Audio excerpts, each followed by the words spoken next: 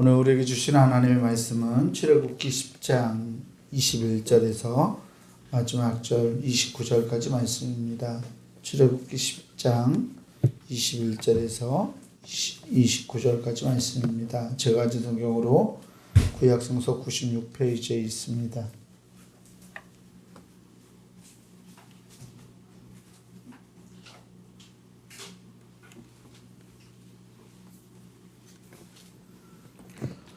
출애굽기 10장 21절에서 29절까지 제가 이제 여러분들 한 절 나누어서 말씀 교독하겠습니다.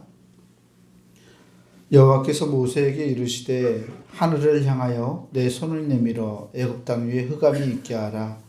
곧 더듬을 만한 흑암이리라.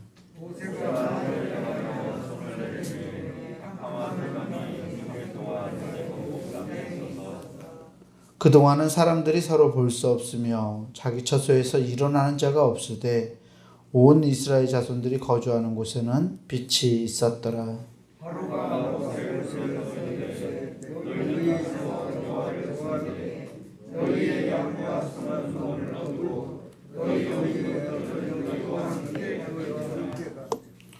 모세가 이르되 왕이라도 우리 하나님 여호와께 드릴 제사와 번제물을 우리에게 주어야 하겠고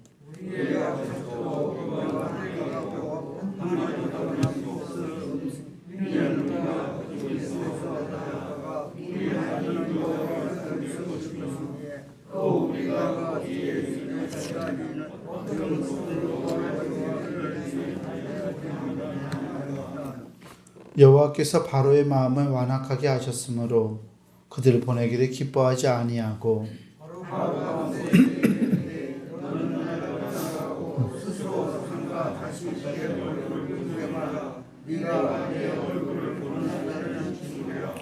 함께 봅니다. 모세가 이르되 당신이 말씀하신 대로 내가 다시는 당신의 얼굴을 보지 아니하리이다. 아멘. 주님께서 주시는 은혜와 평강이 오늘 새벽 하나님께 가는 기도하며 나아가는 우리 모든 교우들에게 함께하기를 주의 이름으로 축원합니다. 오늘 함께 읽은 출애굽기 말씀은 9번째 10가지 모세와 아론이 행했던 하나님이 이 바로 앞에서 행하셨던 10가지 재앙 중에서 9번째 재앙 또는 9번째 표징이라고 할 수 있습니다. 바로 흑암 재앙이죠. 이 9번째 재앙은 3번째 재앙, 6번째 재앙, 즉 파리 재앙과 악성 종기를 가져왔던 재앙처럼 하나님이 직접 하시는 직접적인 명령으로 시작됩니다. 출애굽기 10장 21절 오늘 말씀을 보면 하나님이 모세에게 이렇게 말씀하시는 것을 볼 수 있는데요. 여호와께서 모세에게 이르시되 하늘을 향하여 내 손을 내밀어 애굽 땅 위에 흑암이 있게 하라. 곧 더듬을 만한 흑암이리라. 아멘. 애굽 땅 위에 흑암이 있게 하라. 하늘을 향해 손을 벌려서 손을 내밀어서 흑암이 있게 하라고 하죠. 근데 그 흑암이 더듬을 만한 흑암이라고 이야기하고 있어요. 더듬을 만한 흑암이 뭘까요? 흑암이 이 어두움이 어떤 질감, 두께를 가진 것처럼 이야기하고 있죠. 이 두께를 가진 것처럼 이 어둠이 짙다라는 표현을 그렇게 표현하고 있습니다. 그래서 모세가 하나님의 명령에 따라서 하늘을 향해 손을 내밉니다. 어떻게 되었나요? 22절에 캄캄한 흑암이 3일 동안 애굽 온 땅에 있어서 그동안은 사람들이 서로 볼 수 없었고 자기 처소에서 일어나는 자가 없으되 온 이스라엘 자손들이 거주하는 곳에는 빛이 있었다라고 말하고 있습니다. 모세는 주저하지 않고 하나님의 말씀을 즉각 행동으로 옮겼습니다. 이 어둠의 재앙, 하나님이 말씀하신 이 어둠의 재앙은 보통 어둠이 아니었습니다. 캄캄한 흑암이 3일 동안이나 애굽 온 땅에 있었다고 말합니다. 이 어둠의 재앙은 빛이라고는 도무지 볼 수 없는 상황을 초래합니다. 그런데 놀랍게도 이스라엘 자손들이 거주하는 곳에는 빛이 있었다라고 말합니다. 고센 땅에 거주하고 있었는데 고센 땅에는 빛이 있었고 애굽 온 지역이 3일 동안 어둡게 되는 그러한 현상이 있었습니다. 이스라엘 백성들에게는 빛이 있었던 거 보면 이것은 해 또는 태양과는 무관한 재앙이었을 것 같습니다. 성경에서 본래 캄캄한 흑암이라는 표현이 이 출애굽기 말고도 다른 여러 곳에서 나오는데요. 선지서에서도 나오고요. 이 캄캄한 흑암이라는 이 표현은 하나님의 심판에 의해서 생겨나는 어떤 파멸적인 상황을 묘사할 때 사용됩니다. 요엘서에서도 나오고요. 선지서들에 등장하는 이 심판의 상황, 파멸로 치닫고 있는 상황을 그려낼 때 흑암이라는 표현, 캄캄한 흑암이라는 표현을 쓰죠. 바로가 그것을 직면했을 때 어떤 느낌이 들었을까요? 어둠의 재앙은 이 바로에게 불길함을 던져주는 표상이었습니다. 흑암의 재앙이 무엇을 의미할까요? 다름 아닌 이 흑암의 재앙은 혼돈의 어둠을 이야기해요. 하나님 세상을 어떻게 만드셨나요? 빛이 있으라. 그러면 이 캄캄한 흑암은 하나님이 만드시는 빛, 하나님이 시작하신 그 세상을 그 세상의 빛을 반대로 회귀시키는, 즉 하나님은 세계 내에 질서를 만드신 분인데 그 질서를 다시 혼돈으로 바꿔가는 상황을 일으켰던 것입니다. 애굽 땅을 하나님께서 창조하신 창조 이전의 상태로 되돌려버린 것, 그것이 바로 이 9번째 재앙인 흑암 재앙이었습니다. 그래서 이 재앙은 혼돈의 어둠을 상징합니다. 하나님께서 세상을 창조하시기 전에 세계는 어둠만이 있던 세계였던 것처럼 하나님은 하나님의 손을 거두시면 애굽 땅이 어떻게 될 것인지를 보여주고 계시는 것입니다. 그래서 그런 반면에 이스라엘 백성들이 살고 있던 이 고센 땅에는 빛이 있었다라고 이야기하고 있죠. 거기에는 하나님의 창조 질서가 있고 또 하나님의 은총이, 빛은 은총을 상징하기도 하니까 하나님의 은혜가 주어지고 있었던 것을 대조적으로 보여주고 있습니다.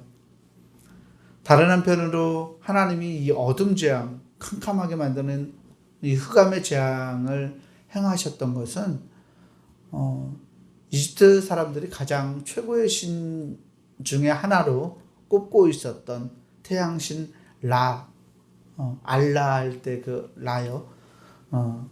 알라가 라신이라는 뜻인데 이슬람 사람들이 믿는 그게 물론 이집트의 신은 아니지만 이집트에서도 라라는 태양신을 섬겨왔어요. 태양신은 빛을 가지고 있는 신이죠. 그리고 그 태양신을 이집트 사람들 굉장히 숭배했던 지구의 신으로 바라보았던 그러한 신이었는데 그 신과 하나님과의 대결을 그리고 있는 것과 같습니다. 하나님께서 이 태양신 라의 그 빛을 3일 동안이나 아예 꺼트려버린, 빛을 비출 수 없게 만든 그러한 사건이라고 성경은 말하고 있는 것 같습니다. 그래서 흑암으로 인해 태양신의 빛, 이집트 사람들이 그렇게 최고로 섬기던 신의 빛을 가려버리시던 하나님, 태양신 라의 역할이 유명무실하게 되었던 사건이 바로 이 흑암 재앙 사건이었습니다. 재앙이 일어나니까 파라오가 신속하게 응답합니다. 뭐라고 합니까? 이렇게 이야기하는데요. 24절에 보면 모세를 불러서 이르되 너희는 가서 여호와를 섬겨라. 너희는 가서 여호와를 섬기되 너희의 양과 소는 머물러 두고 너희 어린 것들은 너희와 함께 갈지니라. 아멘. 8번째 재앙이 일어났을 때랑 조금 더 뒤로 물러났죠. 바로가 이제는 가서 여호와를 섬기라고 이야기합니다. 자녀들도 데려가라고 이야기하죠. 그런데 너희의 양과 소는 머물러 둬라라고 이야기해요. 바로가 꾀를 내서 양과 소, 그러니까 이스라엘 백성들의 재산 소유를 가져가지 못하게 만듭니다. 그걸 가져가지 않아야 다시 돌아올 수 있기 때문에 소유를 뺐죠. 모세가 현명하게 대답해요. 왕이라도 우리 하나님 여호와께 드릴 제사와 번제물을 우리에게 주어야 하겠고, 이 말은 무슨 말이냐면 우리가 하나님을 섬기기 위해서 제물이 필요합니다. 하나님을 섬기기 위해서 나간다는 건데 지금 3, 4일 동안 떠나서 나가겠다는 말이었는데 제사와 번제물이 필요하다고 이야기해요. 그래서 우리의 가축도 우리와 함께 가고 한 마리도 남길 수 없습니다. 왜냐하면 하나님께서 우리에게 어떤 동물을 원하실지 우리는 알지 못한다고 모세가 대답해요. 우리의 소유를 다 가져가야 되는 이유는 그 중에서 하나님이 어떤 걸 바치라고 우리에게 말씀하실지를 모르기 때문에 거기 가봐야 하기 때문에 우리 다 가져가야 된다라고 이야기하죠. 바로가 모세의 마음을 듣고 다시 완악해져서 그들을 보내기를 기뻐하지 아니하고 모세에게 이렇게 말해요. 흥미로운 말을 합니다. 모세와 바로의 대화, 마지막 대화인데요. 28절과 29절 말씀을 읽어보겠습니다. 바로가 모세에게 이르되 너는 나를 떠나가고 스스로 삼가 다시 내 얼굴을 보지 말라. 내가 내 얼굴을 보는 날에는 죽으리라. 모세가 이르되 당신이 말씀하신 대로 내가 다시는 당신의 얼굴을 보지 아니하리이다. 아멘.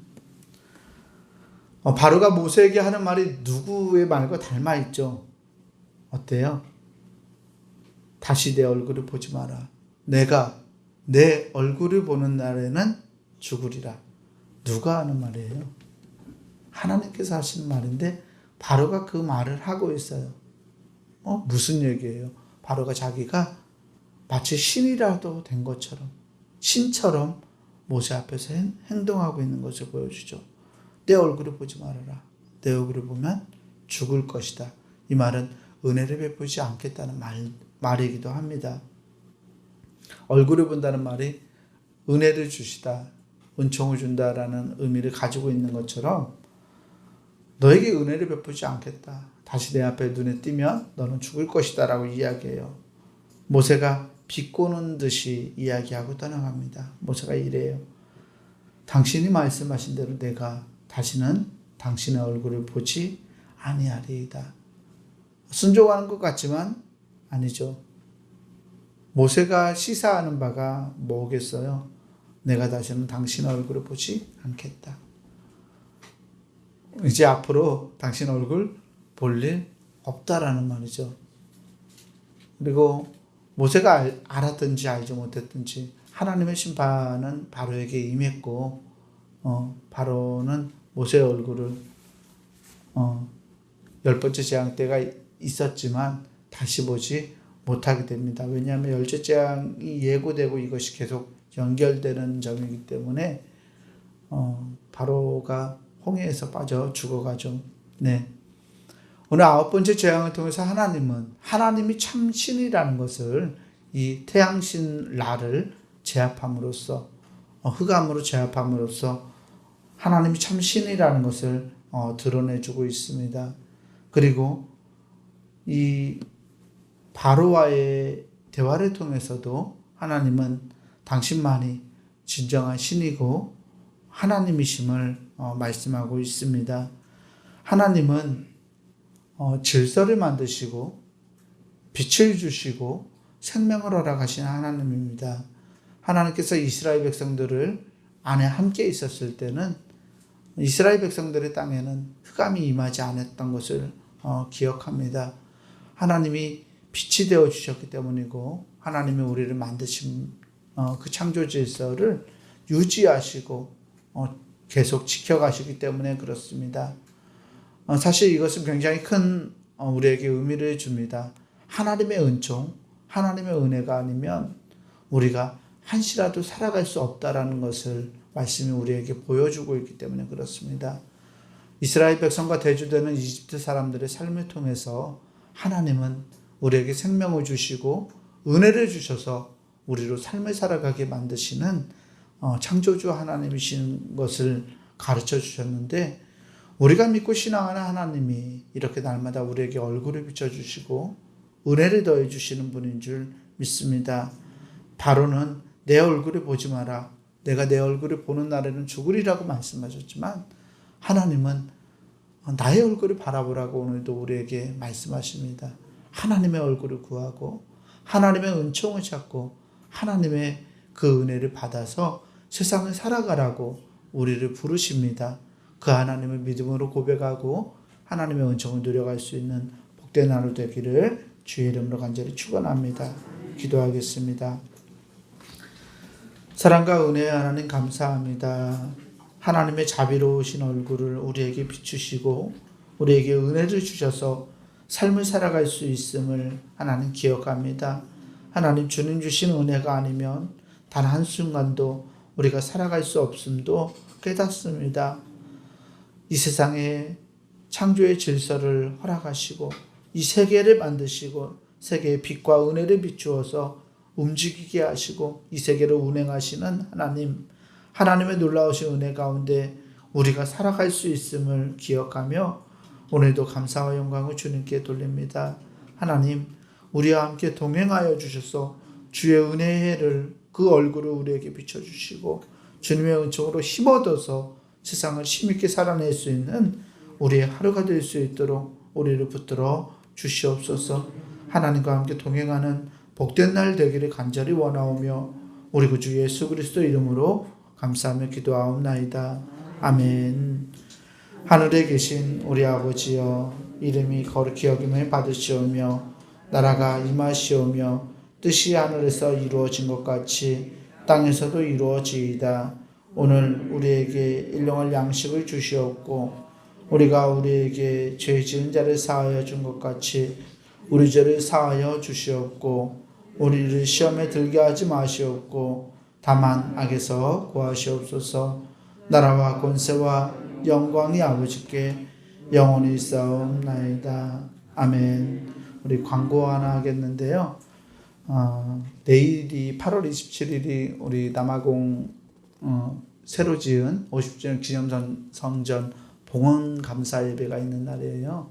8월 27일에 감사 예배 내일 드릴 텐데 이 감사 예배 위해서 중보 기도해 주셨으면 좋겠습니다. 일정과 우리 담임 목사님 위해서도 기도하시고 특별히 은혜 가운데서 잘 봉헌할 수 있도록 하나님 영광이 임하게 해달라고 남아공 성전 봉헌 예배를 위해서 기도해 주시기 부탁을 드립니다. 우리 기도하시고 돌아가시겠습니다.